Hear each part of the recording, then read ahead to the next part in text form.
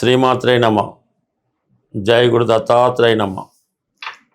ఈ వీడియోలో మనం మకర రాశి వారికి జూన్ నెల మాస ఫలితాలు తెలుసుకుందాం.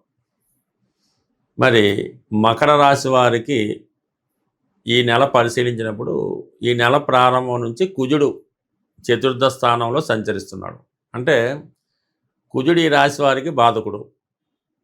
4వ స్థానం అనేది సుఖస్థానం, విద్యాస్థానం అయినప్పటికీ కూడా కుజుడు స్వక్షేత్రంలో ఉంటూ పంచమహాపురుష యోగాల్లో రుచిక మహాపురుష యోగం అనే యోగం ఏర్పడడం వల్ల జాతకుడికి స్వభావ సిద్ధంగా ధైర్య సాహసాలు పెరుగుతూ ఉంటాయి, కాన్ఫిడెన్స్ పెరుగుతుంది.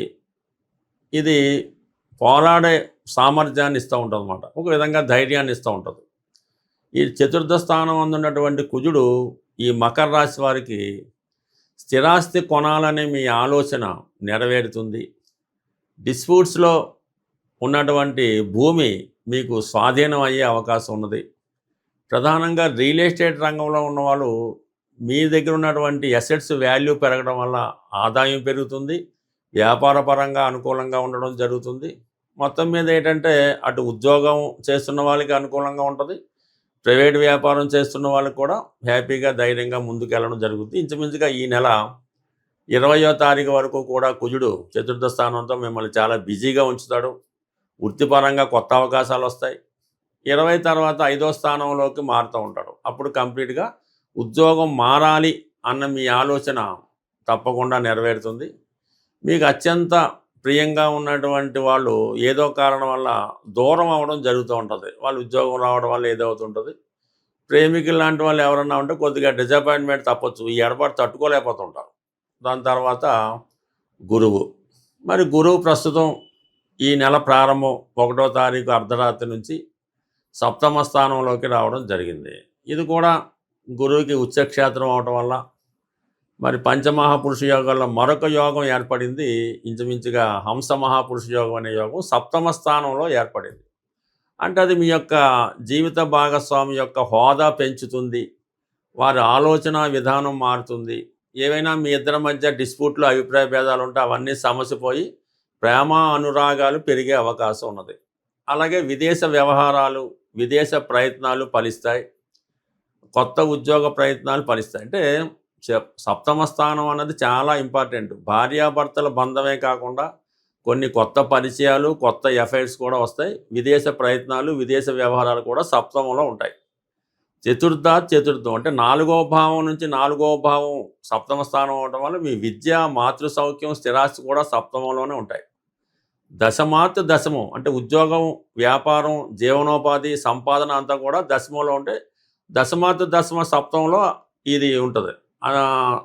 ఇవన్నీ ఉద్యోగం అన్నీ ఉంటాయి. అందుకని వివాహం తర్వాత చాలామంది జీవితాలు ఇంప్రూవ్ అవ్వడం జరుగుతుంటుంది, కొంతమంది జీవితాలు పతనం అవ్వడం జరుగుతుంటుంది. అందుకే ప్రధానంగా ఇప్పుడు వివాహ సంబంధాలకి ఉద్యోగం చూస్తారు, ఎంత సంపాదన ఉంది చూస్తారు, అలాగే ఇల్లు, స్థిరాస్తి ఉందా, ఇవన్నీ కూడా చూడడం జరుగుతుంది. ఈ 2 ఉంటేనే 7వ పెళ్ళి అవ్వడం జరుగుతుంది. ఈ రెండిట్లో ఏది ఇల్లు లేకపోయినా పెళ్ళి అవ్వట్లేదు, ఉద్యోగం లేకపోయినా పెళ్ళి అవ్వట్లేదు. అందుకని 7వే మోస్ట్ ఇంపార్టెంట్ మాట.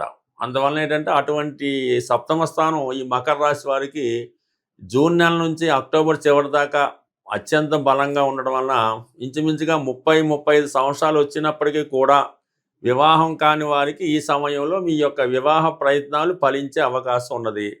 ఇప్పుడు కాకపోతే ఎప్పుడూ కాదన్నట్టు ఈ అక్టోబర్ నెలలోపు కుదరకపోతే తర్వాత మీ ప్రయత్నాలు వదులుకొని జీవితాంతం మీరు బ్రహ్మచారిగా ఉన్నా కూడా ఆశ్చర్యపడక్కలేదు. అంటే అటువంటి స్థాయిలోకి గురువు రావడం జరిగింది. ఇది మీ ప్రయత్నం ఆలస్యం చేసుకోండి చక్కగా. ఇక ప్రధానంగా ఈ మకర రాశి వారికి తృతీయంలో శని, ఇది ఒక మంచి అవకాశాలను ఇవ్వడం జరుగుతుంది. అంటే 3లో ఉన్నటువంటి శని భగవానుడు 7వలో ఉన్నటువంటి గురువుకి పరస్పరం అంటే గురువు శని చూడటం వల్ల 100కి 100 కొత్త పరిచయాలు ఏర్పడతాయి, కొత్త ఉద్యోగం లభిస్తుంది. ఇంతవరకు ప్రాధాన్యత లేని ఉద్యోగం చేస్తున్న వాళ్ళకి ఒక గుర్తింపు కలిగినటువంటి ఉద్యోగం రావడం జరుగుతుంది. అంటే ఒక గురు కర్మయోగం యాక్టివేట్ అవుతుంది. అది ఉపాధ్యాయ రంగంలో ఉన్న వాళ్ళకి పనిచేస్తూ ఉంటుంది, ఆధ్యాత్మికంగా ఉన్నటువంటి వారు కూడా పనిచేయడం జరుగుతూ ఉంటుంది. ఇవన్నీ అనుకూలంగా ఉన్నప్పుడు కూడా అష్టమంలో ఉన్నటువంటి కేతువు మిమ్మల్ని చాలా కన్ఫ్యూజ్ చేస్తూ ఉంటుంది. వచ్చిన అవకాశాలని పోగొట్టుకునేలాగా మీకు మీరే సరైన నిర్ణయం తీసుకోలేక పోగొట్టుకోవడం జరుగుతూ ఉంటుంది. కొన్ని సందర్భాల్లో ఇంకా బెటర్‌గా ఉంటాదేమో అని వచ్చిన ఉద్యోగాన్ని వదులుకుంటూ ఉంటారు. తర్వాత అది కూడా రాదు.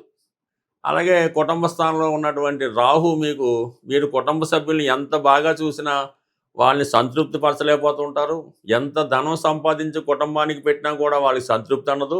వచ్చిన ధనం ఏమైందో కనబడదు. ప్రతి విషయంలో కూడా మీ కుటుంబ సభ్యులు మిమ్మల్ని విమర్శిస్తూ ఉంటారు. మిమ్మల్ని చేతకాని వాడిగా జమకట్టి మీకేమీ తెలియనట్టు ఇబ్బంది పెడుతూ ఉంటారు. సో, ముందుగా మీరు ఇంట్లో ఉన్నటువంటి పరిస్థితులను చక్కబెట్టుకుంటే తర్వాత మిగతా పరిస్థితులు వాటికవే చక్కబెట్టే అవకాశం ఉంది. బట్ గానీ వీటి మీద కాన్సంట్రేట్ చేస్తే అవతలది పాడయ్యే అవకాశం ఉంది కాబట్టి ప్రస్తుతం ఈ గురువు యొక్క బలం బాగుంది కాబట్టి మీరు ముందుగా మిమ్మల్ని మీరు సెటిల్ అవ్వడానికి, స్థిరపడడానికి ప్రయత్నం చేసుకుంటే ఆటోమేటిక్‌గా కుటుంబ సమస్యలు వాటికవే సాల్వ్ అవుతాయి. ప్రస్తుతం ఈ జూన్ నెలలో గురువు మారి ఉచ్చక్షేత్రమైనటువంటి కర్కాటక రాశిలోకి మారడం వల్ల మరి గురువు ఎంత బలంగా ఉంటే ఆ గురువిచ్చే ఫలితం కూడా అంత గొప్పగా ఉంటుంది.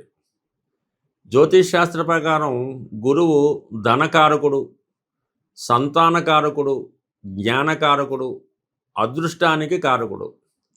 సహజ భాగ్యస్థానం అయినటువంటి ధనుస్సు రాశికి అధిపతి అవడం వల్ల గురువు యొక్క అనుగ్రహం ఉంటేనే విదేశ ప్రయత్నాలు, విదేశ ప్రయాణాలు, ఉన్నత విద్య, సంతాన యోగం కలుగుతుంది. అంటే ఏ రాశి వారైనా సంబంధం లేదు.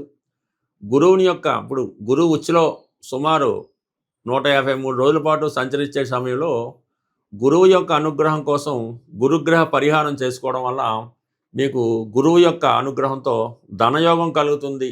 సంతానం లేని వారికి సంతానం కలుగుతుంది. అంటే గురువు యొక్క అనుగ్రహం ఏ విధంగా పొందాలి అంటే కేవలం గురువు అంటే దత్తాత్రేయుడు, దక్షిణామూర్తి, మీకు విద్య నేర్పిన గురువు, అలాగే మీ తల్లిదండ్రులు వీరిని సేవించడం వల్ల, వీరిని పూజించడం వల్ల మీకు గురుగ్రహ అనుగ్రహం లభిస్తూ ఉంటుంది. ఇక ప్రధానంగా గురువారం రోజు, ప్రతి గురువారం అవ్వచ్చు, ఒక 3 వారాలు అవ్వచ్చు, మరి ఏదన్నా దత్తక్షేత్రంలో కానీ, శివాలయంలో కానీ మీరు అక్కడ ఉన్నటువంటి ప్రధాన దేవతకి విధి విధానంగా అక్కడ ఉన్న ఆచార ప్రకారం పూజ నిర్వహించి మీరు శనగలు 3 సంఖ్య వచ్చేలాగా 3 కేజీలు అవ్వచ్చు, 3 పావు కేజీలు అవ్వచ్చు, 3 గుప్పిళ్ళు అవ్వచ్చు, మరి ఆ శనగలు గుగ్గిళ్ళుగా తయారు చేసి అక్కడ ఉన్నటువంటి దేవాలయంలో ప్రసాదంగా పంచిపెట్టడం వల్ల అనుకూలత ఏర్పడుతుంది. ఇంకా బెస్ట్ రెమెడీ, తొందరగా రెమెడీ ఏంటంటే గోసేవ.